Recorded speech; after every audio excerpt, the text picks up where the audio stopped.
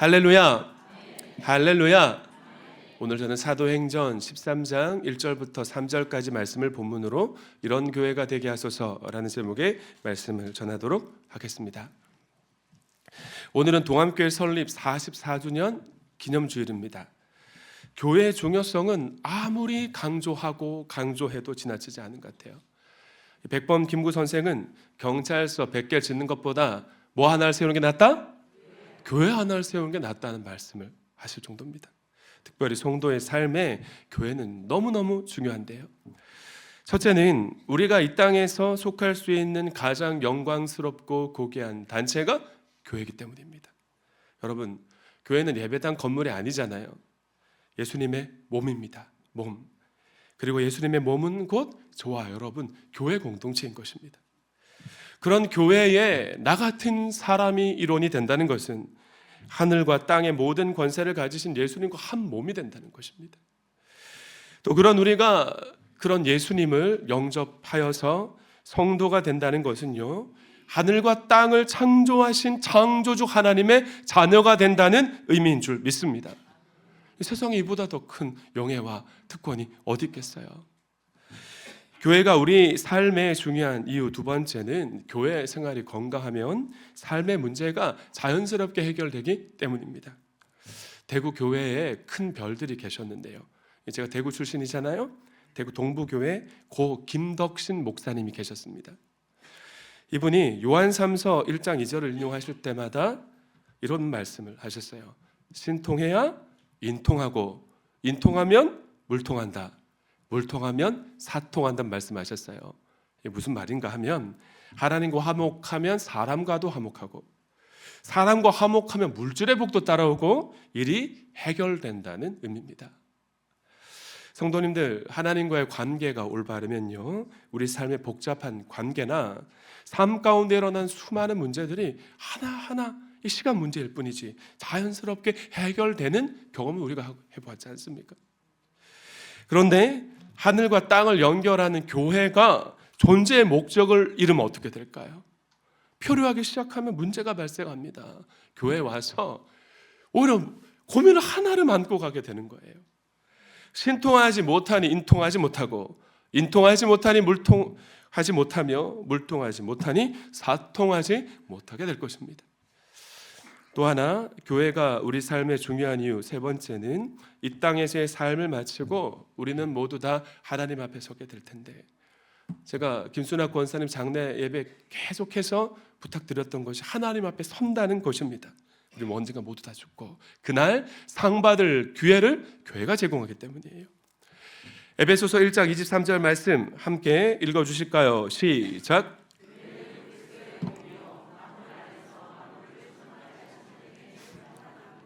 우리가 너무나 잘 아는 말씀이잖아요. 교회가 그리스도의 몸이란 말은 단순한 조직이 아니라는 겁니다. 뭐 회사나 기업, 뭐 직장과 같은, 회사, 학교와 같은 예수 그리스도의 생명으로 하나하나 연합된 존재가 바로 교회인 줄 믿습니다. 저를 따라 하실까요? 예수님은 교회의 머리이고 교회는 예수님의 몸이다. 저와 여러분이 예수님의 손과 발인 것입니다. 예수님의 입인 것이에요. 지난 2주 동안 살펴본 바처럼 성부 하나님은 성자 예수님에게 모든 권세를 다 위임하셨습니다. 교회가 성자 예수님, 그런 예수님의 몸이라는 것이죠. 이 땅에서 하나님의 뜻을 실행하는 거룩한 사명이 교회에 있는 것입니다. 성부 하나님은 만물을 충만하게 하시고 회복하고 완성하시는 당신의 뜻과 경륜을 예수님의 몸인 교회를 통해 이루어 가시려고 작정하시고 지금도 일하고 계신 줄 믿습니다. 우리 교회가 그런 교회입니다. 그런 동암교회에 여러분이 삶으로 헌신해 오셨고 동참해 오셨기 때문에 하나님께서 하나님의 나라를 전진해 오실 수가 있었던 것이죠. 어떤 장로님 한 분이 천국에 갔습니다. 천사가 반갑게 맞이하면서 이 장로님 중국집으로 안내하더래요.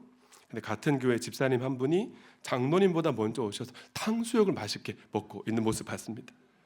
순간 장로님이 생각하기를 저 집사가 탕수육 먹은 거 보니 나는 장로니까 더 맛있는 거 주겠구나 대신 기대하는 마음으로 기대하고 있는데 짜장면이 나왔습니다. 장로님이 너무 힘이 설망이 되어서 하나님에게 볼멘 목소리로 물었대요. 하나님, 저 집사에게는 탕수육 주고 장로님 나에게 왜 짜장면 주십니까? 그러자 장로님 귀에 대고 하나님이 하시는 말씀, 이 장로 그런 소리 하지 말게. 자네 교회 담임 목사는 지금 짜장면 배달 갔다네. 그러더랍니다. 자, 무슨 말씀 드리고 있습니까? 상급이 있다는 거예요. 상급. 성도님들, 그리스도의 몸된 교회의 지체로서 우리가 역할을 잘 하면요, 이 땅에서 삶을 다하고 우리 모두 죽잖아요. 제가 100년 안에 다 죽는다고 제가 예언 드렸지 않습니까? 하나님 앞에 서는 날 많은 상을 받게 될 것입니다. 아멘이십니까? 왜 그런가요? 하나님이 이 모든 일을 만물 안에서 만물을 충만하게 하시는 분, 예수 그리스도시잖아요. 예수 그리스도가 땅의 충만함을 통해, 그 충만함을 교회를 통해 이루어 가시기 때문입니다. 그래서 교회는 아무리 강조해도 지나치지 않은 것이죠. 지난 44년의 시간 동안 우리 성도는 너무 잘해 오셨습니다. 그러나 앞으로도 우리 모두의 동암교회를 아름답게 가꾸어 가야 하지 않겠습니까? 저는 오늘 2부 연합예배에 참석하신 모든 분이 동암교회와 함께 목장 선택하고 있는데 여러분의 목장과 함께 아름답게 지어져 가길 축원합니다. 옆에 계신 분과 인사하실까요? 함께 할 수 있어서 영광입니다. 시작. 주님이 기뻐하시는 교회로 함께 지어져 가려면 우리 교회가 어떤 교회가 되었으면 좋겠다. 막연히 그냥 열심히 봉사하고 섬기면 그냥 꼴대 없이 마라토너들, 옆 사람 뛰니까 같이 뛰는 것과 같다고 제가 말씀드렸잖아요. 수요 성령 집회 시간에 청사진이 있어야 됩니다. 수요 성령 집회 시간에는 예루살렘 교회의 모습으로 우리가 교훈을 얻었었는데요, 성경에 보면 하나님이 칭찬하시는 교회가 참 많이 나옵니다.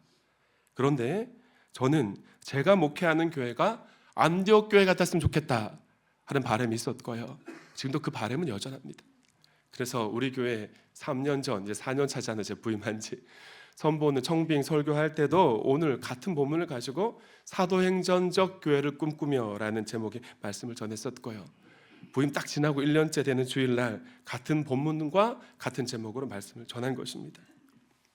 목사님, 왜 성경에 있는 수많은 교회 중에 하필이면 안디옥 교회를 가슴에 품으셨습니까?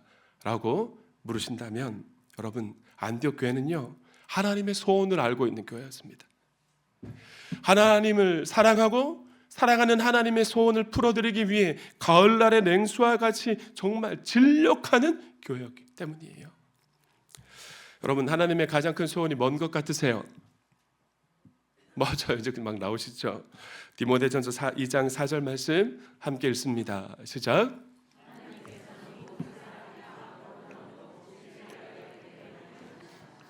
하나님의 소원은 태초에 하나님이 구원하시려고 작정하신 모든 사람이 구원받는 것입니다. 아멘이십니까? 하나님이 태초에 구원하시기로 작정하지 않은 분들은요, 목사가 아무리 가서 말씀을 전하고 애를 쏘고 안간힘을 떨고 온 가족이 그래도 끝까지 거부하시더라고요. 근데 안타까운 사실은 뭐냐, 하나님이 예정하신 모든 사람이 구원받는 것, 그것이 하나님의 소원인데도 교회 생활을 하는 사람들이 성도라 명찰 붙이고 있는 이들이 하나님의 소원을 모르는 거예요. 우리 가운데 하나님의 소원을 모르는 분은 또 없지 않겠어요? 그럼에도 불구하고 하나님의 가려운 부분을 긁어드리지 않고 엉뚱한 부분을 긁는 분들이 참 많다는 것입니다. 그런 모든 헌신을 주님이 귀하게 여기시겠지만, 그러나 안디옥 교회는 하나님의 소원을 정확하게 알고 있었습니다. 안디옥 교회가 세워져 있었던 안디옥이라는 도시에 대해서 제가 한 번 더 설명을 드리면요, 안디옥은 오늘날 튀르키예 남동쪽에 위치한 안타키아라는 도시의 옛 지명입니다.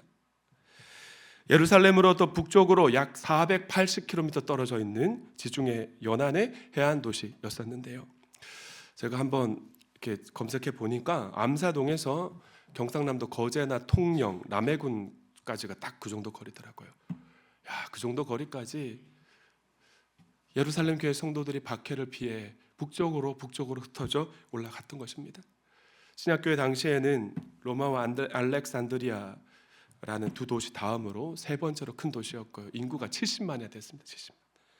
해안 도시여서 동서양의 문화가 융합하는 곳이었고요.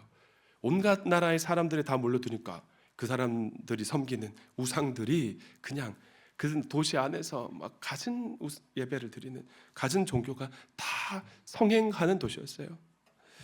그런 안디옥에 예루살렘 교회 몇 사람이 박해를 피해 도착한 겁니다. 스데반 집사의 순교가 충매자가 되어서 예루살렘 교회에 가해진 극렬한 박해를 피해서 북쪽으로 또 북쪽으로 흩어진 이들이었으니 그들은 이름 없는 성경에 이름조차 기록되지 않는 평신도 드렸던 것입니다. 그들은 가는 곳마다 복음을 전했습니다. 나사렛 예수라는 분이 계신데 그분은 그리스도시요 하나님의 아들입니다. 유대인들이 그분을 몰라보고 십자가에 못 박여 죽였지만 그분은 3일 만에 부활하셨다는 예수 그리스도의 십자가와 부활의 복음을 전한 것입니다. 유대인을 만나든지 이방인을 만나든지 예수 이야기만 하는 것이에요. 그들이 살아가는 모습도 너무나 아름다웠습니다. 이 사람들은 함께 살아가는 공동체, 이 사람들이 함께 살아갔던 공동체, 그 아름다운 모습들을 예수 믿지 않는 이방인 비신자들이 볼 때 자기들과는 너무나 다른 거예요.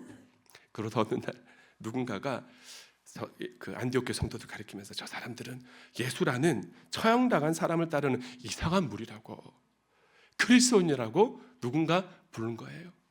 그때부터 그리스도인이라 불려주기 시작했으니 그리스도인이라는 말을 바꿔 말하면 예수쟁이가 됩니다.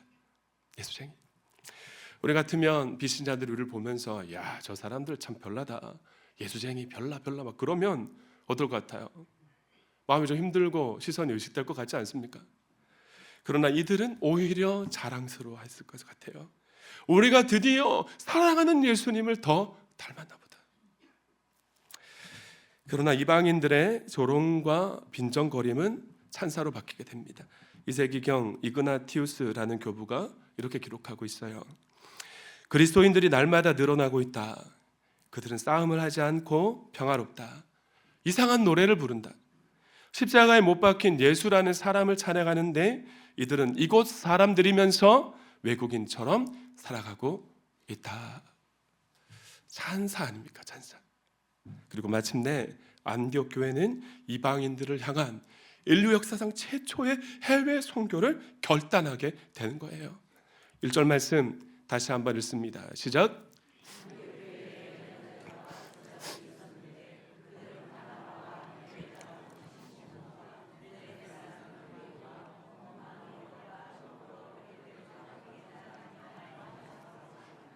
1절 말씀에는 안디옥 교회를 이끄는 5명의 지도자가 등장합니다. 바나바는 잘 아실 것 같고요. 니게르라 하는 시므온, 이름만 딱 봐서는 이 사람 유대인입니다. 그런데 니게르라는 말과 영어로 니그로가 어원이 같아요. 니그로는 아프리카에 사는 피부가 검은 흑인을 지칭하지 않습니까? 이 니게르라는 말이 붙은 걸 보면 이 시므온이라는 사람이 아프리카 출신입니다. 얼굴이 검은 유대인이었던 것 같아요. 구레네 사람 루기오도 아프리카 출신입니다. 이 구레네가 어디냐면 오늘날 북아프리카 동부 지역에 있는 리비아 인근에 있었던 그 도시인데요.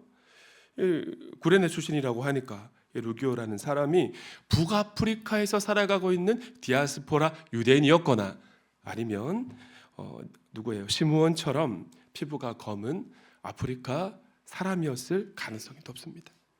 그리고 마나엔이라는 사람, 분봉한 헤롯 아그리파 1세 젖동생인데요. 우리가 신약성 결과 나가다 보면 헤롯이라는 이름이 참 많이 등장하잖아요. 그런데 이 헤롯 아그리파 1세는 아기 예수님을 죽이려고 했던 헤롯 대왕의 아들의 아들, 손자입니다. 그런 헤롯과 어린 시절부터 이 마나엔이라는 사람이 함께 자란 것을 볼 때 왕족이었을 수도 있겠고 집안이 아주 좋은 귀족이었을 수도 있겠을 것 같습니다. 그리고 마지막 누굽니까? 사울은 히브리식 이름이고요. 바울이라는 이름은 로마식, 라틴식 이름인 겁니다. 이 5명의 지도자가 언급되고 있습니다.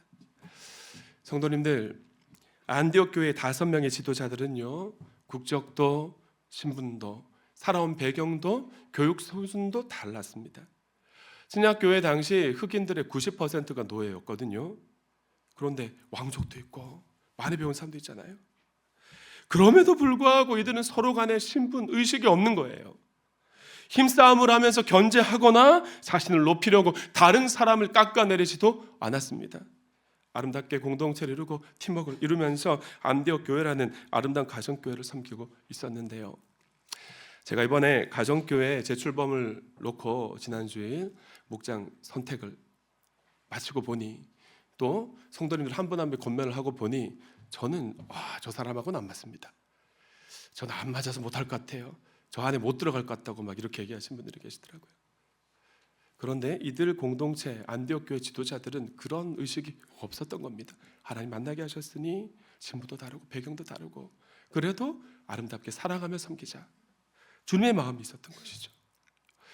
다른 것들은 모두 차치하더라도 이렇게 다른 배경의 다른 신분의 사람들이 공동체로 모여서 같은 말, 같은 마음, 같은 뜻을 품고 하나님과 교회를 섬겼다는 이 한 가지 사실만으로도 여러분, 하나님이 보시기에 얼마나 아름다웠겠습니까? 이런 천국 같은 공동체가 하나님께 쓰임받을 수밖에 없겠다, 이런 사람들을 하나님이 어떻게 쓰지 않겠는가라는 생각이 들더라고요. 사랑하는 도안가족 여러분, 안디옥 교회 지도자들이 이렇듯 아름답게 동력할 수 있는 비결이 어디서 나왔을까 생각해 보니, 일단 모두가 주님을 사랑했습니다. 성도님들 주님을 사랑하시죠? 그리고 이들은 어떻게 하면 사랑하는 주님을 내가 기쁘시게 해드릴 수 있을까, 그 생각 갖고 살아갑니다. 그리고 그걸 주님의 손을 알아야 되니까 주님의 음성에 귀 기울이는 사람들이었습니다. 1절 전반전을 보시면 안디옥 교회에 두 부류의 사람이 있었습니다. 누구와 누굽니까? 예언자들 그리고 교사들, 이 두 그룹이 있었는데, 성경에 등장하는 먼저 예언자들은 우리가 생각하는 것처럼 막 신비로운 미래에 대한 점치는 그런 예언자가 아니고요, 마치 청와대 대변인이 대통령의 뜻을 국민에게 전달하는 것처럼 하나님의 뜻이 자신에게 주어지면 그 말씀을 하나님 백성들에게 그대로 전달하는 역할을 했던 사람입니다. 교사는 어떤 사람입니까? 말 그대로 하나님의 말씀을 가르치는 직분의 사람이에요. 그런데 안디옥 교회 지도자 5명 다 하나님의 뜻을 전달하는 예언자면서 성경 말씀을 풀어서 가르치는 교사 역할을 감당하고 있었는 줄 믿습니다. 이런 사람들이 지도자 그룹인 거예요. 그러니까 자연스럽게 안디옥 교회가 하나님의 음성에 귀 기울일 줄 아는 교회가 된 것입니다. 2절 말씀을 보실까요? 함께 읽습니다. 시작.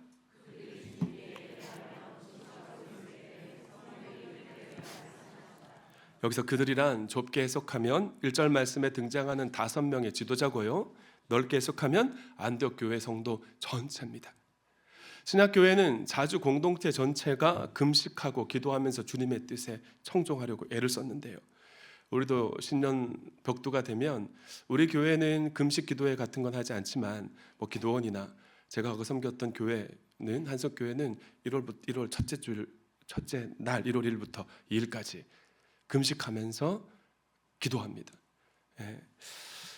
그런데 신약교회의 그런 모습을 볼 때 그들이란 안디옥 교회 전체 성도일 수도 있겠다라는 겁니다.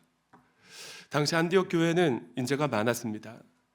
사도행전 11장을 보면 예루살렘 교회에 구제 헌금을 보낼 정도로 재정 형편도 괜찮았어요. 그런데 하나님이 베풀어 주신 은혜가 참 큰 거죠.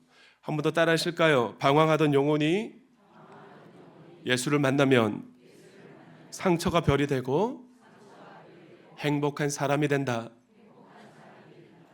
여러분 동의가 되십니까? 안디옥 교회 성도들은 예수님을 만났습니다. 그리고 행복한 사람이 되었어요. 나를 행복하게 만든 이 복음이 내 안에만 머물러 있으면 안 되겠다, 가둬두면 안 되겠다는 거룩한 부담감이 있었던 것입니다.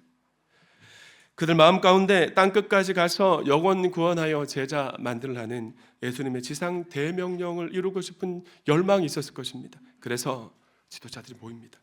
우리 교회가 앞으로 어떤 방향으로 주님의 소원을 풀어드리면 좋을까, 그 기도 제목을 가지고 5명의 지도자나 또는 안디옥 교회 온 공동체가 하나님의 뜻을 구하면서 주님의 음성에 집중하고 있었던 것입니다. 우리가 주일 연합 예배 말미에 제가 설교 마치면 다 함께 눈을 감고 주님이 주신 음성에 귀를 기울입시다, 침묵으로 기도합시다, 제가 우리도 그렇게 하잖아요. 마찬가지입니다. 이들이 기도하며 금식하며 하나님의 음성을 기다리고 있는 가운데 누군가 한 사람에게 성령님의 음성이 들려온 것 같아요. 너희는 나를 위해서 바울과 바나바를 따로 세워라. 내가 두 사람에게 맡길 일이 있다.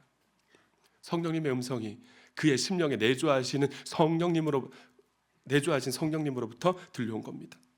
가만히 있을 수가 없잖아요. 그 사람이 예언자 역할을 했겠죠. 그가 받은 성령님의 음성을 안디옥 교회 공동체에 선포하자 그들은 다시 모였어요. 금식하며 기도합니다. 3절 말씀 함께 읽습니다. 시작.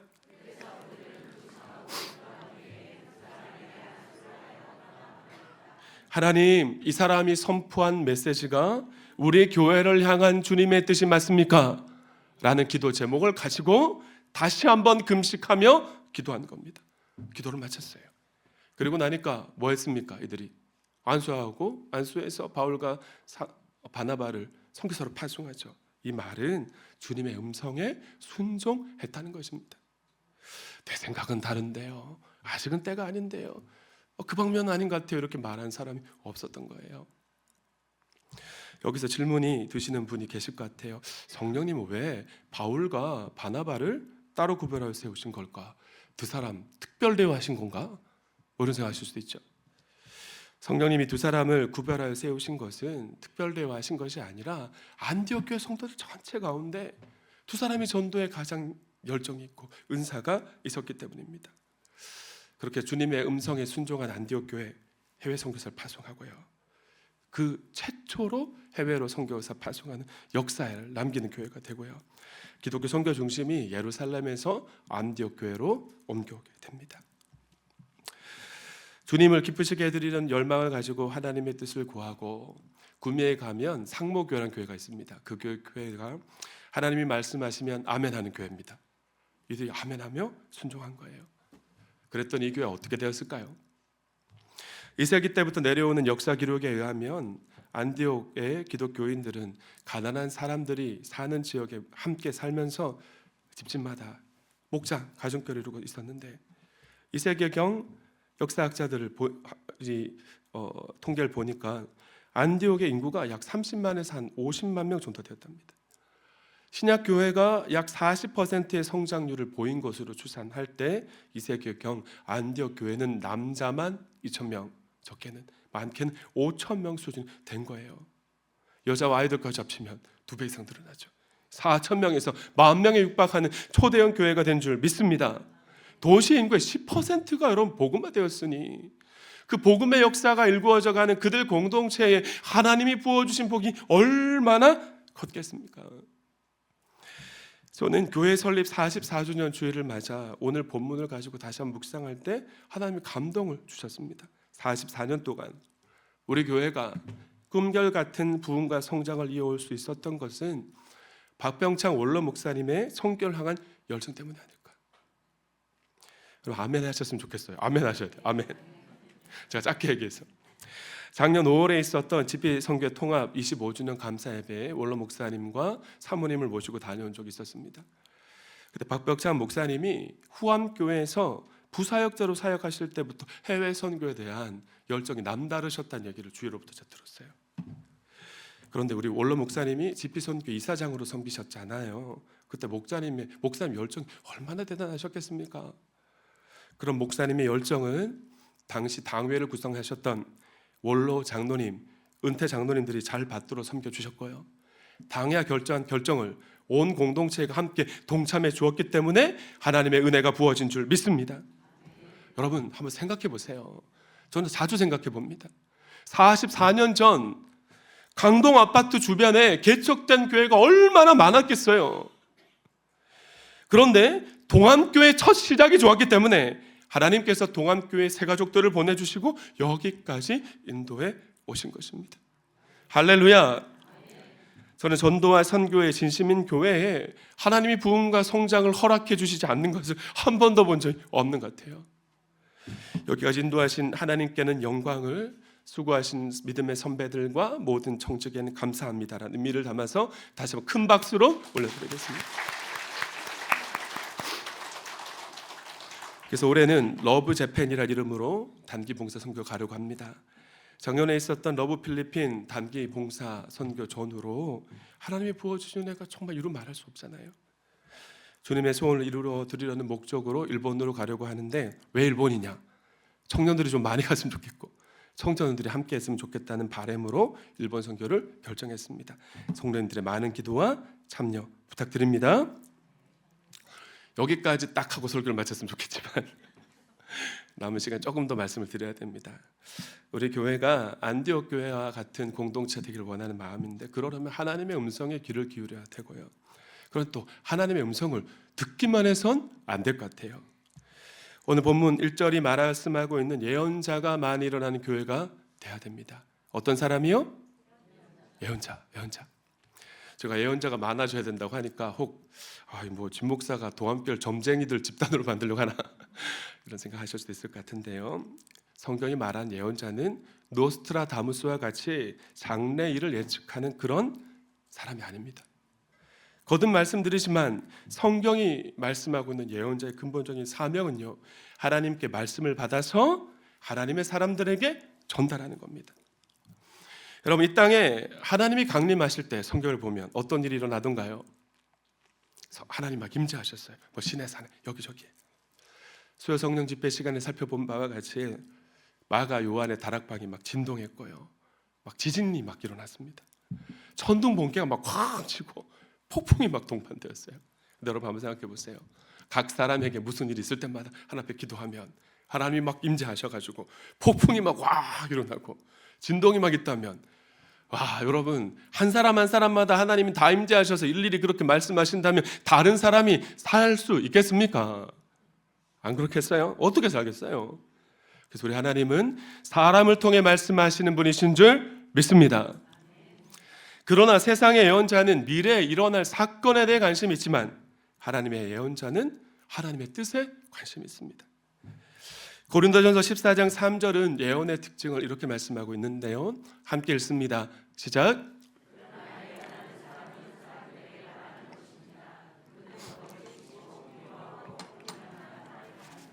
여러분, 예언에 어떤 특징이 있나요? 덕을 끼치는 말, 위로하는 말, 격려하는 말. 그럼 예언이란 어떤 말인가? 첫째, 덕을 끼치는 말이란 공동체나 개인의 영적 성장을 돕는 말입니다. 두 번째, 위로하는 말, 어떤 말이겠어요?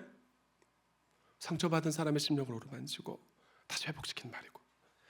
셋째, 격려하는 말이란 마음을 돌이키고 하나님의 비전을 심어주는 말, 긍정적인 말입니다.